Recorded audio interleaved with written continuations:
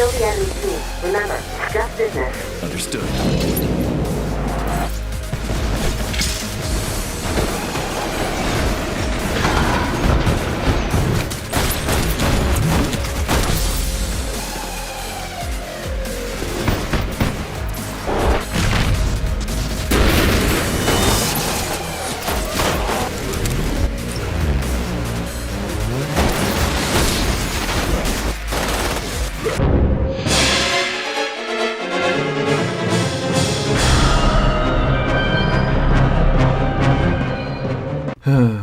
Growing up, I've always loved survival horror. In the 90s and early 2000s, it was a pretty popular game genre.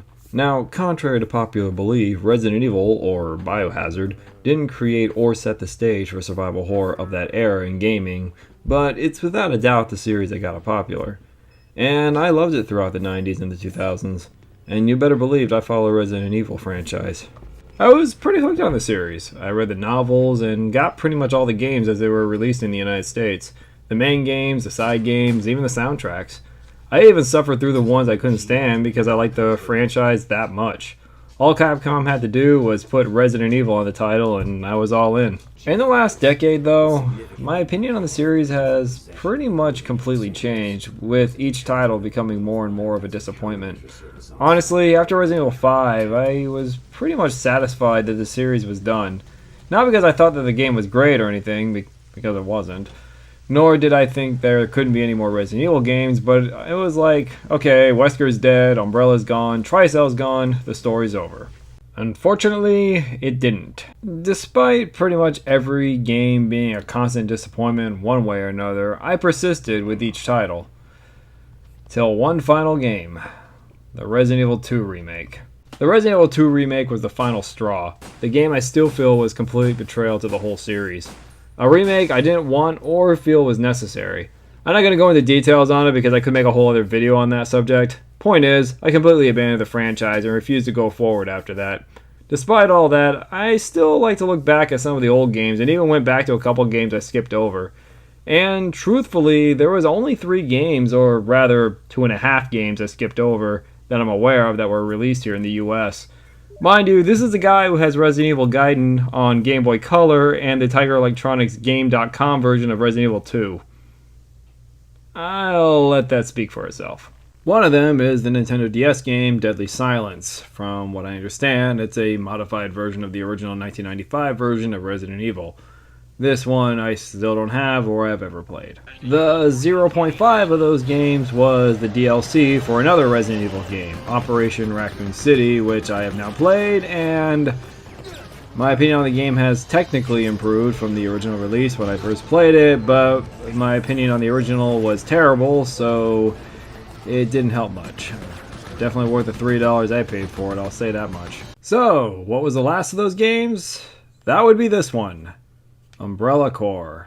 Okay, much like Operation Raccoon City, I pretty much had no interest in this one. Why would I want to play as the bad guys? It's not like I'm playing as Wesker or Hunk or anyone cool from the series. Why couldn't I play as the US military or the BSAA or something? Not to mention, I liked Resident Evil as a survival horror game, not an action game with horror elements.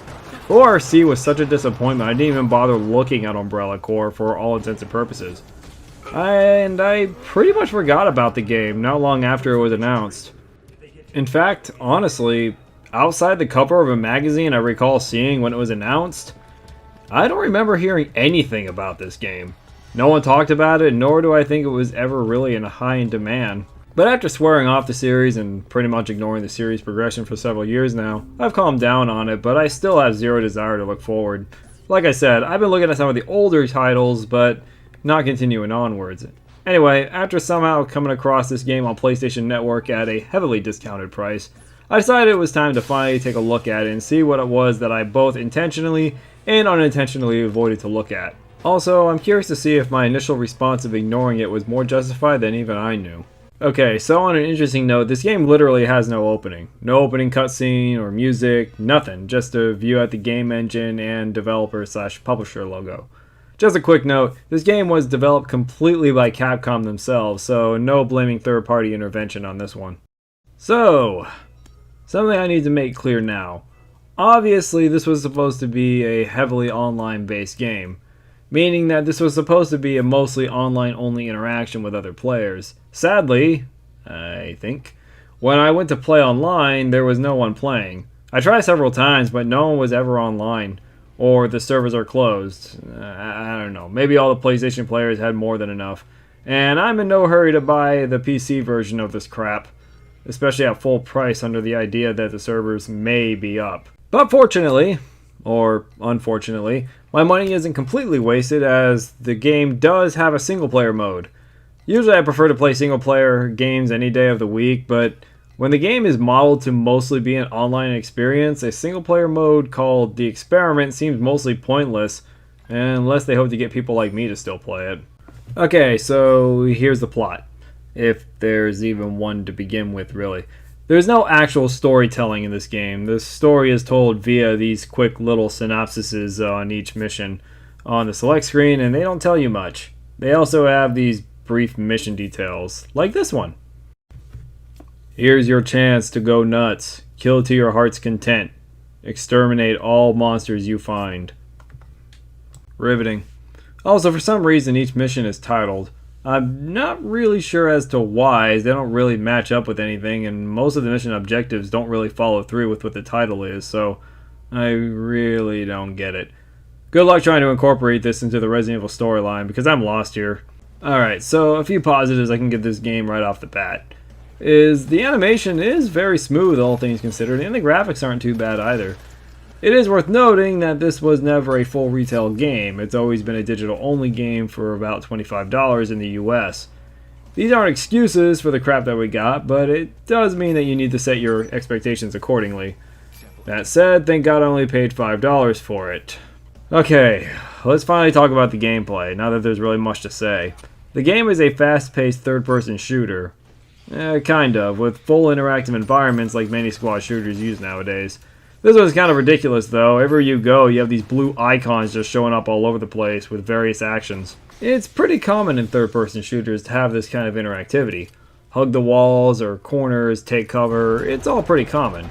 But usually they have them activate automatically to do these actions when nearby, provided it's programmed properly, or as a less distractive way for the player to initiate the action. Ignoring all the various blue indicators, it's not very fluid when it comes to working with them. While the animation is pretty fluid all around, interacting with the environment to utilize all these actions is kind of overwhelming, but also it's not efficient. For example, I can't just run through the window here. First I have to duck under it and then I'll have the option to go through it. They seriously couldn't make a second command option just to go through it? To be fair, it is pretty quick, but it doesn't make it any less annoying, and sometimes that little moment of messing around can mess everything up. I can only imagine how this was back during the online days. Now, any somewhat recent fan of the series may be aware of the camera and its over-the-shoulder view that got popularized with the original Resident Evil 4. But here's the difference. We're stuck like this. At no point do we have any proper third-person view. We have this, and we can aim down sights. I get this is supposed to be a full-on action game. Horror is not really a factor in this game. It's just about blowing everything away. Pretty much how the whole series went for a while, and when my faith in the series seriously declined before I dropped it completely. Okay, so there are a number of different kind of missions, though each one only has one specific objective. The most common mission, of course, is collecting samples, or DNA Hunter, which is really kill everything in sight, and when the body finally drops, they will drop a sample. They are mostly all the same, save for the fact that you may have limited ammunition, or there's some other minor stipulation. But for the most part, they're all pretty much the same. Second game mode is basically a simplified version of Conquest from Battlefield. There are all these radio beacons that you defend. You don't actually defend them, of course, because they can't be destroyed as far as I can tell. Really, all you do is stay in the vicinity of the beacon for 10 seconds and then you move on to the next one. These missions don't change much except for the amount of beacons and the stage, really. Another game mode I played was basically a hybrid of the two aforementioned games. Basically, you run around and you collect briefcases around the environment while fighting creatures of the undead for one reason or another. You can pretty much figure it out from there. Next problem. Guns are almost pointless. For a good portion of this game, you can pretty much just melee everything and you'll win. No, seriously, a good portion of enemies can be killed with a quick melee attack. This includes the basic zombies, Cerberus, crows, ganado, and it's not until we get to the Mahini from Resident Evil 5 where this is no longer the case. But even then, just switch to your blade melee weapon on this, and once again, everything will be a one-hit kill for the most part, just as fast and everything. Actually, let's talk about this stupid thing for a minute. The game calls it a brainer, not kidding. Why? I have no idea. It's not like it has a brain removal animation or anything. Out of curiosity, I looked this thing up in the Resident Evil fandom wiki to see if something like this was actually a thing or something. And all it says is that it's a modified ice axe, which I guess makes sense considering it's also for breaking barriers and climbing walls. It has different animation and kills, but they're not really worth doing since they take too much time to actually perform the kill and likely you'll just get killed by another enemy. There's also this other thing it can do called burning. I'll let you figure out how it works because besides not making too much sense, it's not that much more powerful despite setting enemies on fire. One thing that's funny but also confusing is what happens when you kill an enemy. When you kill something, they turn into a giant pile of gore. It's ridiculous how big this mess is, but what's more confusing is after a while, what I'm assuming are supposed to be crimson heads from the Resident Evil remake spawn from the gore. This was never a thing from any of the other Resident Evil games as far as I can recall, and I don't think any Virus, Umbrella, Tricell, or even Hexacore had this kind of side effect. What did the T-Virus, Las Plagas, Ouroboros, and the C-Virus has some kind of natural mutation over time that I'm not aware of? In terms of weapons, there's not much to say. One of them is the Samurai Edge, which we've seen in various titles, or rather a Beretta M9. The Blackjack, or rather a Glock 17, a K12AX, or rather I'm not sure what that's supposed to be honest. Best I could find was the Chris Vector, which I have actually seen in real life, but it didn't look like that. Also, we have the Doberman Pincer, or rather the Keltec KSG. Doberman Pincer.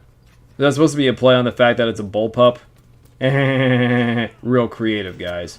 Don't know what the bullpup means? Basically, it means the rifle's magazine is low behind the trigger/grip instead of the front, usually in the stock.